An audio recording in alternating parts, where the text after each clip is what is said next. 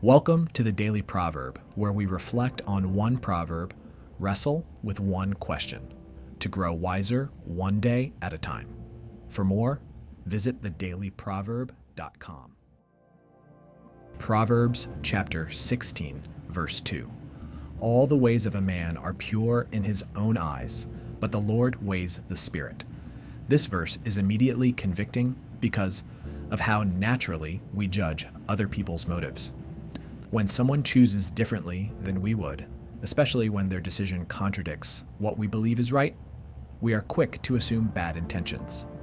We tell ourselves that we are acting from a pure place, while they must be driven by ignorance, selfishness, or malice. We rarely pause to consider that they may genuinely believe they are doing the right thing. Proverbs 16:2 confronts this instinct head-on. All the ways of a man are pure in his own eyes. In other words, even the person we most strongly disagree with, even our enemy, believes that their actions are justified. People do not typically wake up intending to do what they believe is wrong. They act according to what seems true, right, and necessary to them. This realization should change how we interact with others. Instead of immediately concluding that someone has corrupt motives, wisdom invites us to recognize that every person operates within their own limited perspective, shaped by their experiences, pressures, and blind spots. Disagreement does not automatically imply bad intention. In my own life, I tend to be especially critical of other people's choices when they conflict with what I believe is clearly right. This proverb reminds me that everyone carries personal blind spots that shape their decisions. Upton Sinclair once said, "It is difficult to get a man to understand something when his salary depends on his not understanding it." He wasn't arguing that people consciously choose money over morality, but that survival instincts can deeply blind us to truths that threaten our security. That insight aligns perfectly with this proverb. People are not always choosing evil over good. Often, they are choosing what feels necessary, safe, or faithful according to their limited vision.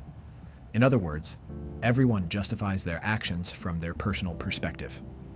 They might do something that is not in alignment with biblical principles, or even their own principles, yet they might claim it comes from a pure place. Self-preservation is blinding, and yet God alone sees clearly. He weighs the heart accurately, without distortion. At the same time, the proverb does not slide into moral relativism. The second half grounds everything, but the Lord weighs the spirit. While everyone may be right in their own minds, and often cannot be convinced otherwise, it is not human perception that determines what is truly right or wrong.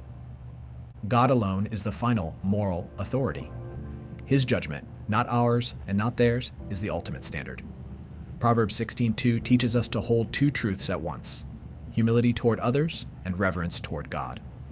We must be slow to judge motives, recognizing how easily we deceive ourselves and misunderstand others. And we must be quick to submit our own hearts to the Lord, trusting that His moral compass, not ours, is the one that truly weighs what is right.